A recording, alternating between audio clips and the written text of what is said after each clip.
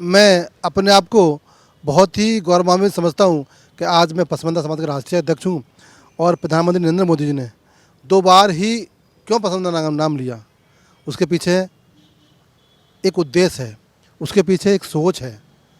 क्योंकि देश का मुसलमान बहुत पीछे है, इसी देश का मुसलमान है वो, हिंदुस्तान का कन्वर्टेड मुसलमान है वो। और वो आज तक 70 वर्षों तक कांग्रेस के शासनकाल में कोई भी उसको सुध लेने वाला नहीं आया। सरकारें तो आई, सरकारों ने वोट तो लिए, कांग्रेस ने वोट तो लिए इस पसमानदा मुसलमानों के, परंतु उनके हाथ में ठेली पकड़ा दी। सपा ने वोट तो लिए, हाथ में अंडे बेचने का काम दे दिया। सरकारों ने भर भर के वोट लिए पसमानदा समाज के, परंतु उसका उत्थान नहीं किया। मोदी जी की पहल है। जब मोदी जी कहते हैं कि मैं चाहता हूं कि हिंदुस्तान के मुसलमान के एक हाथ में कुरान हो और एक हाथ में लैपटॉप हो, आज उन्होंने पेन हाथ में दे दिया है। पेन का मतलब है कि हम शिक्षित हो जाएं और इस सरकार के साथ कंधे से कंधा मिलाकर अपना उत्थान भी करें और सरकार के साथ समर्थन भी करें। आज मुसलमान समझ गया है कि हमारा उत्थान करने वाला, हमारा नाम लेने वाला, हमें आगे बढ़ाने वाला एक ही नाम है, उसका नाम है नरेंद्र मोदी, नरेंद्र मोदी, नरेंद्र मोदी। नमस्कार, आपका स्वागत है हमारे चैनल पर। मैं हूं आपके साथ अर्जुन खजूरिया। हाल ही में अगर बात की जाए तो भारतीय जनता पार्टी की राष्ट्रीय कार्यकारिणी बैठक चली 2 दिन, 16 जनवरी और 17 जनवरी को, जिसमें कई सारे अहम फैसले लिए गए, जिसमें बीजेपी के राष्ट्रीय अध्यक्ष जेपी नड्डा का भी एक्सटेंशन हुआ है लोकसभा चुनाव के बाद जून 2024 तक। इस समय हम मौजूद हैं, हमारे साथ पसमानदा मुस्लिम समाज के राष्ट्रीय अध्यक्ष एहसान खान है, उनसे बात करेंगे। दरअसल इस बैठक का इससे क्या लेना देना है उसके बारे में आपको विस्तार पूर्वक बता दूं तो इस बैठक में जिक्र किया गया है पसमानदा जो मुस्लिम है, बोहरा मुस्लिम है और पढ़े लिखे मुस्लिम हैं, उनका जिक्र किया गया पीएम मोदी की तरफ से। जो अपना वक्तव्य पीएम मोदी ने रखा उसमें उन्होंने कहा कि हमें मुस्लिम समुदाय के जो पढ़े लिखे लोग हैं, पढ़ा लिखा वर्ग है, जो बोहरा वर्ग है या फिर पसमानदा जो मुस्लिम है, उनके तक अपनी सरकार की नीतियां पहुंचानी है। और इसी मसले पर हम बात करेंगे एहसान खान से, जो खुद पसमानदा समाज से आते हैं, पसमानदा मुस्लिम समाज के राष्ट्रीय अध्यक्ष हैं। कैसे देखते हैं इस चीज़ को जब देश के प्रधानमंत्री इस बारे में बात करते हैं? इससे पहले भी उन्होंने एक बार जिक्र किया था कि पसमानदा मुस्लिम को अब हमें आगे जो है बढ़ाना है, और अभी फिर से कहा है कि उनके तक सरकार की नीतियां लेकर जाना है। बहुत बहुत धन्यवाद। मैं आपके प्यारा हिंदुस्तान चैनल के माध्यम से देशवासियों को और ख़ासकर मुस्लिम समाज को बधाई देता हूं और मोदी जी के बयान की समर्थन करता हूं। और मैं अपने आप को बहुत ही गौरवान्वित समझता हूं कि आज मैं पसमानदा समाज का राष्ट्रीय अध्यक्ष हूं और प्रधानमंत्री नरेंद्र मोदी जी ने 2 बार ही क्यों पसमानदा नाम लिया, उसके पीछे एक उद्देश्य है, उसके पीछे एक सोच है। क्योंकि देश का मुसलमान बहुत पीछे है, इसी देश का मुसलमान है वो, हिंदुस्तान का कन्वर्टेड मुसलमान है वो। और वो आज तक 70 वर्षों तक कांग्रेस के शासनकाल में कोई भी उसको सुध लेने वाला नहीं आया। सरकारें तो आई, सरकारों ने वोट तो लिए, कांग्रेस ने वोट तो लिए इस पसमानदा मुसलमानों के, परंतु उनके हाथ में ठेली पकड़ा दी। सपा ने वोट तो लिए, हाथ में अंडे बेचने का काम दे दिया। सरकारों ने भर भर के वोट लिए पसमानदा समाज के, परंतु उसका उत्थान नहीं किया। मोदी जी 14 में आए और हिंदुस्तान की जो सच्चा कमेटी की रिपोर्ट देखी और स्वयं ने खुद अध्ययन किया कि जो देश का मुसलमान है, जो गरीब है, जो अति पिछड़ा है, जो पिछड़ा है, उसके उत्थान के लिए योजना चलाई जाए। और मैं अपने सरकार के मंत्रियों से, अपने कार्यकर्ताओं से एक निर्देश दूं कि उनके बीच जाएं, निस्वार्थ सेवा करें, उनको उत्थान के लिए काम करें, उनकी योजनाओं को उनको बताएं और जो पढ़े लिखे मुसलमान हैं उनको आगे लेके आएँ और सरकार में भी और सिस्टम में भी भागीदारी दें। तो इस पहल का मैं स्वागत करता हूँ। और एक बात और कह दूँ, 70 वर्षों में कांग्रेस ने वोट तो लिए मुसलमानों के, परंतु मुसलमानों को उनका अधिकार नहीं दिया, उनका उत्थान नहीं किया, उनको व्यापार नहीं दिया, उनको रोज़गार नहीं दिया। आज मुसलमान इन 8 वर्षों में पढ़ा लिखा भी है, बच्चे पढ़ रहे हैं, बच्चे IPS बन रहे हैं, बच्चे जज भी बन रहे हैं, बच्चियाँ पायलट बन रही हैं। एक बेटी पायलट बनी है हिंदुस्तान की, उत्तर प्रदेश से।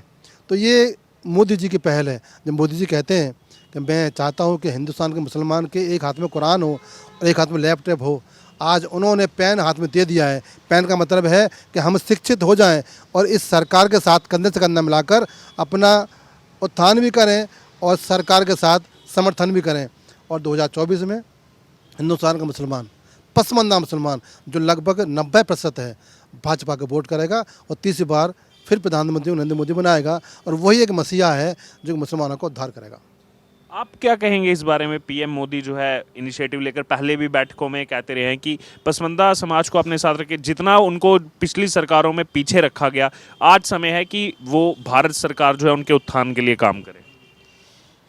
मैं आपके चैनल के माध्यम से कहना चाहता हूँ, माननीय प्रधानमंत्री मोदी जी ने पिछले 5 सालों में आप देखें आईएएस ऑफिसर और बड़े बड़े अधिकारी आपने मुस्लिम समाज को चुनकर आगे बढ़ाने का काम उन्होंने किया है और तमाम सुविधा लाभ मुस्लिम समाज को भी दिया है उन्होंने। हम लोग पिछले बार भी मोदी जी को जिता कर आगे बढ़ाए हैं और इस बार भी मुस्लिम समाज के ज़्यादा से ज़्यादा वोट करके उनको प्रधानमंत्री के रूप में हम लोग देखना पसंद करेंगे। अगर बात की जाए और भी इस बैठक के कई सारे पहलू सामने आए।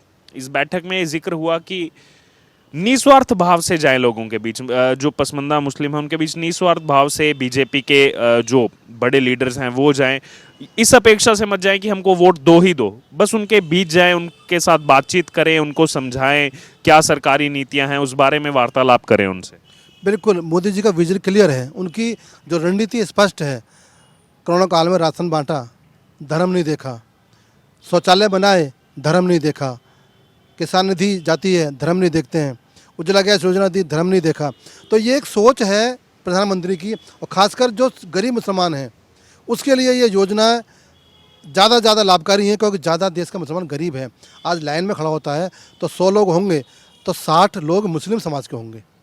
तो ये सोच जो प्रधानमंत्री की है कि सब गरीबों को कैसे मुख्यधारा जोड़ा जाए और कैसे उसको सशक्त समृद्ध बनाया जाए, इसकी पहल हो चुकी है और ये अब निर्णायक फैसला होने वाला है। देश का मुसलमान अपने आप को सशक्त संबंध कराने के लिए इस भारत सरकार के साथ, मोदी के साथ कंधे कंधे मिला खड़ा हुआ है। और आज आने वाला कल भारत का भविष्य बहुत उज्जवल होने वाला है।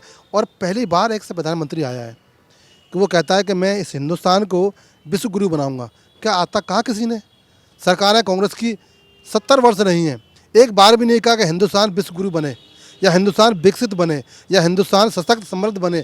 एक मोदी जी ऐसे हैं जिन्होंने ये कहा है कि मैं हिंदुस्तान को विश्व गुरु बनाऊंगा, मैं हिंदुस्तान को सशक्त समृद्ध बनाऊंगा, हिंदुस्तान को मैं विकसित बनाऊंगा। और मुसलमान दो चीज़ से कभी कंप्रोमाइज़ नहीं करेगा, एक भारतीयता से और एक ईमान से।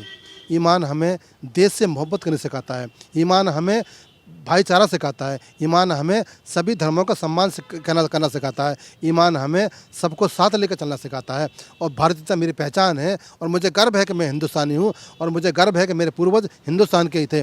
दुनिया में सबसे अच्छा मुल्क अगर मुसलमानों के लिए है तो हिंदुस्तान है। इससे अच्छा मुल्क ना रहने के लिए है, ना व्यापार करने के लिए है और ना ही भाईचारे के लिए है। तो मेरा प्यारा हिंदुस्तान और आपका चैनल भी प्यारा हिंदुस्तान है। मैं सलाम करता हूँ हिंदुस्तान के इस चैनल को भी और सलाम करता हूँ उस माँ को भी जिसने नरेंद्र मोदी जी को पैदा किया। आज उनकी माँ बीच नहीं है परंतु आशीर्वाद हमारे साथ है उनके। लेकिन मैं फिर कहना चाहता हूँ कि तिबारा नरेंद्र मोदी जी को प्रधानमंत्री इस देश का मुसलमान देखना चाहता है। पीएम मोदी जब खुद जिक्र करते हैं बार बार बैठकों में, पिछली बैठक में भी पसमानदा मुस्लिम का उन्होंने जिक्र किया, अब एक चर्चा जो है देश में वो फिर से खड़ी हो गई है।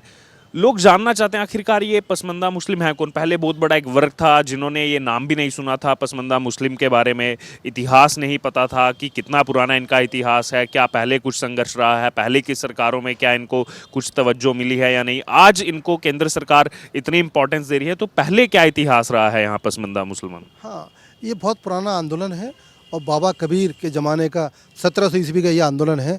जब ये आंदोलन अंतर्राष्ट्रीय है, इसमें 4 देश आते थे, हिंदुस्तान, श्रीलंका, बर्मा, नेपाल। उसके बाद में अखंड भारत में ये आंदोलन रहा और ये आंदोलन पसमानदा का मतलब सभी जातियों के लिए था।